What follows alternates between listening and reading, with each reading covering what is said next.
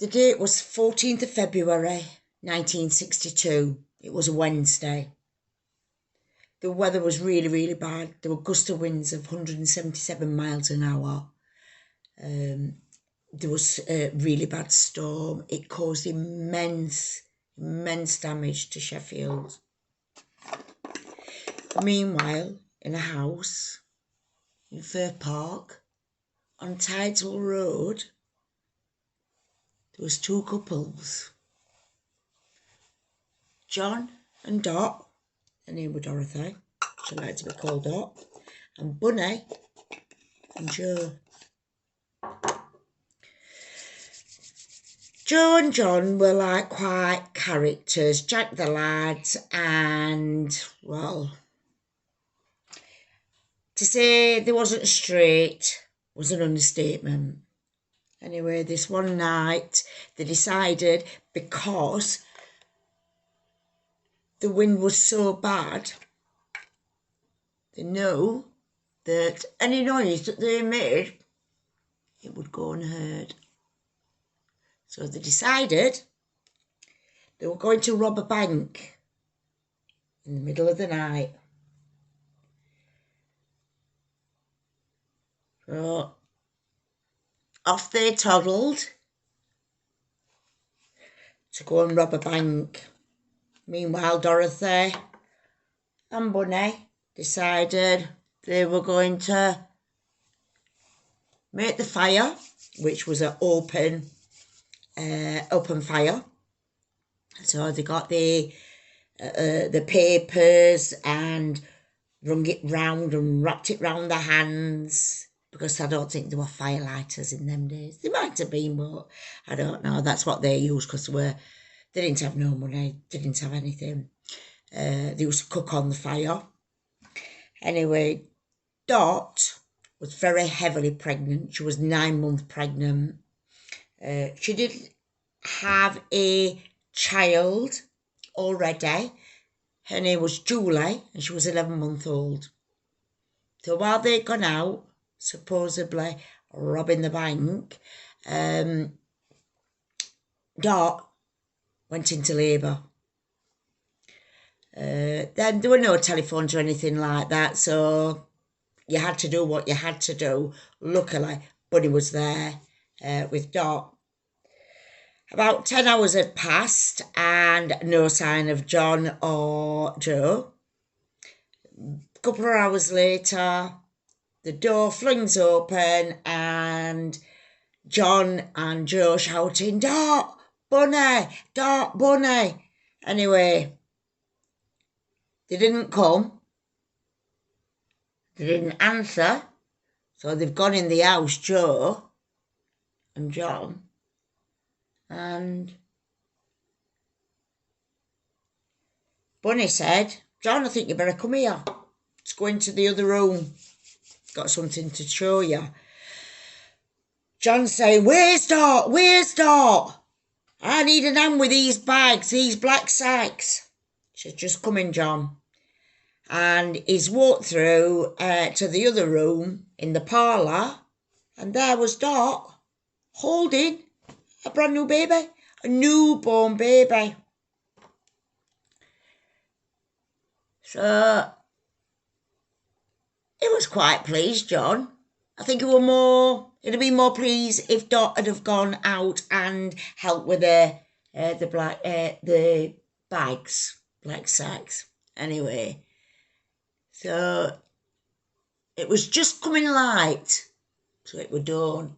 He says, "Yep, we'll call her dawn." So Dot went, "No, we won't. No way we're calling her dawn," because she knew that John had been manking about with a woman called Dawn. First time ever, Dot had got her own way, and she called her Diane. So then John says, "Well, I'm picking middle name," calling her Linda. Dot knew it were another bird that he'd been knocking off. But hey-ho, as you can guess, or you might not have, Diane Linda was me. And that's how I was born. So I was born with a gust of wind when John, my dad, should have been doing a bank job with Joe at the Pinch Fikes. And that's how I came into the world. It was in Sheffield on Tideswell Road, Firth Park. And that's where my life began. My life wasn't really a good one. John wasn't a good husband, and he certainly wasn't a good father. I loved him because he was my dad, but he weren't a kind man. He really wasn't. He weren't nice to my mum, and the poverty. And I know that everybody in them years, poverty was really bad, but it were extra bad because he smoked. He liked to drink, he gambled, and he used to think that if he got that, then women would even like him even more. He were quite good looking. Always reminded me of Simon Templar, Roger Moore, when he were young. And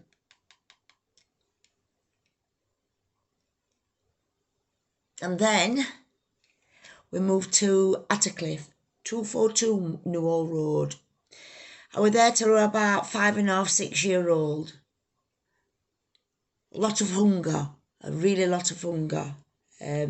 We used to go to Clun Street Clinic and have some malt because we were very undernourished. It didn't taste nice at all. I can remember going there once and I'd got a wart, I think it was that side, a wart at side of my nose. In them days, they didn't do anything. There was no privity or anything like that. And I can remember coming home from school, I think it was nursery, and they stood me in this chair in this doorway in Clun Street Clinic and got a piece of cotton, tied it round and tightened it and left the cotton dangling. And each week I had to go back and they tightened it a bit more. And I know I were only little, but I felt so silly. I really did. The other time I can remember, when we lived at 242 Newhall Road, is my mum coming home with a baby. I've got to have been like nearly 5, and I can remember her coming home with a baby, and he was laid on a knee. And I just wondered where this baby come from. Whose was this baby? I don't know. I were only young. It turns out it was Paul, my brother. In between that, my mum had John, Tony, and like I said, Paul. With them, when I was 6 years old, I didn't see my dad a lot, and I think he was in prison. I don't think anything serious, just like robbing people and being Jack the Lad, getting caught loads of times, doing jobs, what he shouldn't have been doing.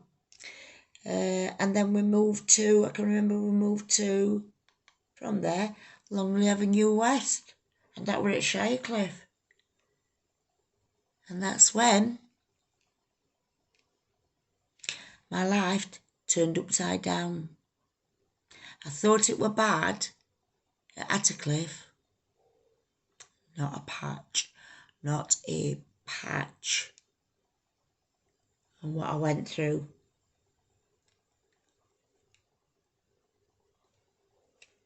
My mum met somebody else. His nickname was Slava Chops. He weren't nice. He were a bully to my mum. Anyway, they ended up having a baby called Stephen. I adored him, absolutely adored him. There was 5 of us, and then Stephen came along.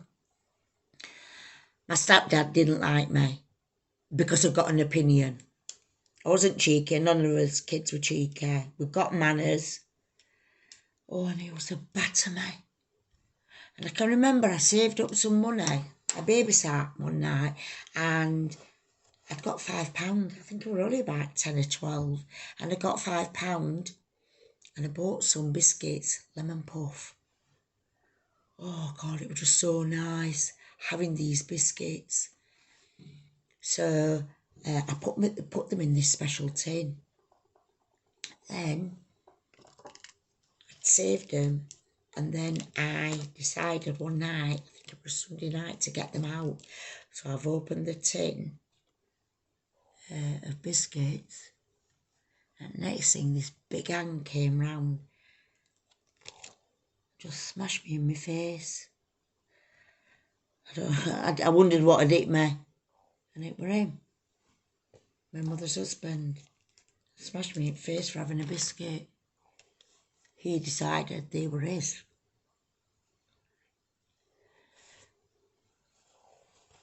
I cried and cried and cried. And I thought my mum had come to my rescue. I think she were, and then like I heard all this commotion upstairs and he were battering her. He tried it again a couple of times and then I just retaliated at 12-year-old and threw a iron at him. But I was scared. I was absolutely scared to death that I'd done it, but I just couldn't take any more of him hitting me. So I set off running and I ran from Shirecliff to Shire Green, never stopped. And I ran to my grandma's, my dad's mum. At this time, my dad were in prison. Don't know what he'd been up to, but that's where he was. He was in prison. So I went to stay with my grandma, who I love dearly. And I then decided, I were only 12, that I was going to take my little brother, Stephen.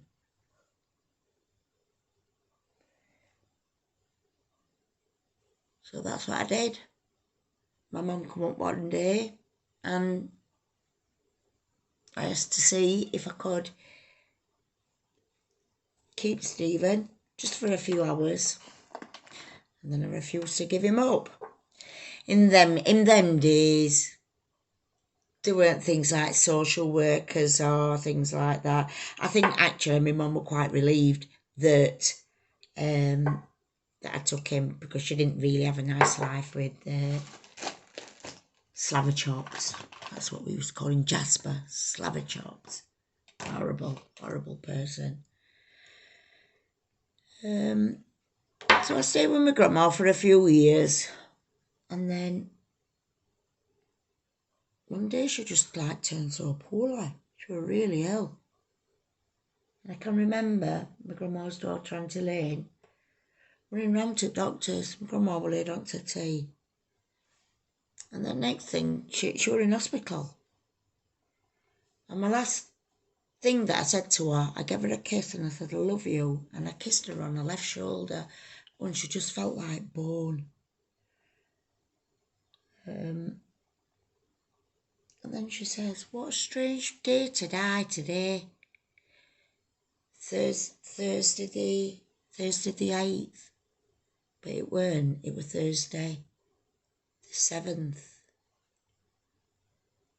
And I really do think that she knew she was going to die, because she did die on the Thursday, but it was on the 8th. So I think like she knew. And my life turned upside down, absolutely turned upside down. My dad was still in prison. My whole life shattered. I didn't know what I was going to do, which way I was going to turn. I just didn't know. I was just in a terrible, terrible state. And then I can remember my grandma's funeral. It was really, really bad snowing.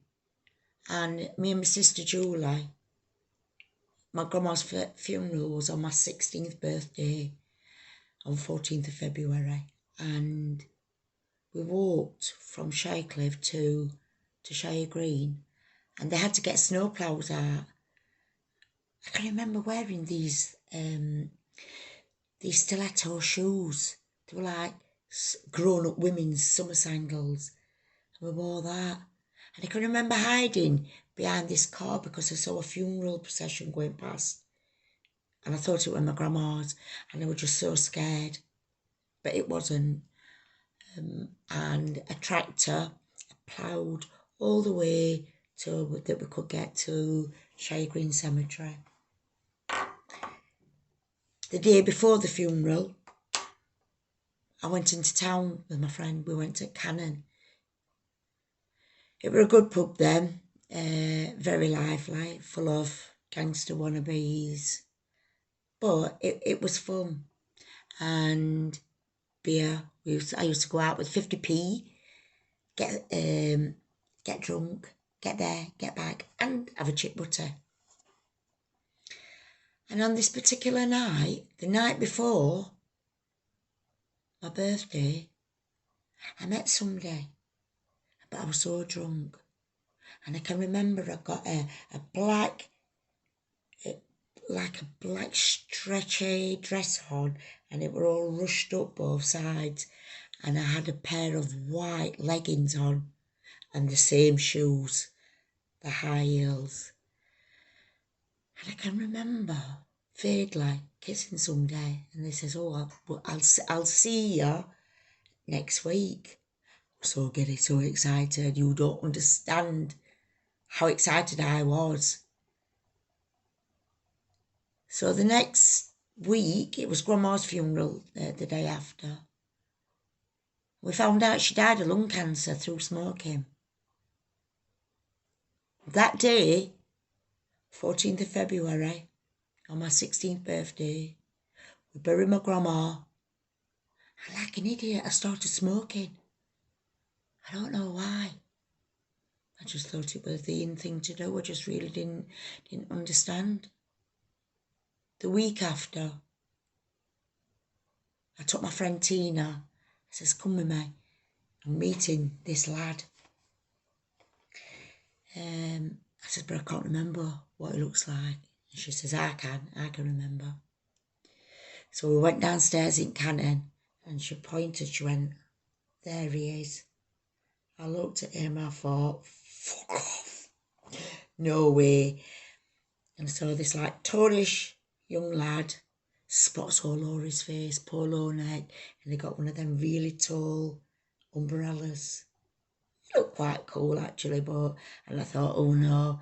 And being 16, giddy, silly, I set off running upstairs at Cannon, and because it had been snowing, it was slippy, it was sludge all over, and she was pulling me downstairs, I was pulling her downstairs, and the next thing, you like, went, "Hey, all right, baby." Didn't think they were going to turn up. I thought it were bad before. I'll tell her all about it later.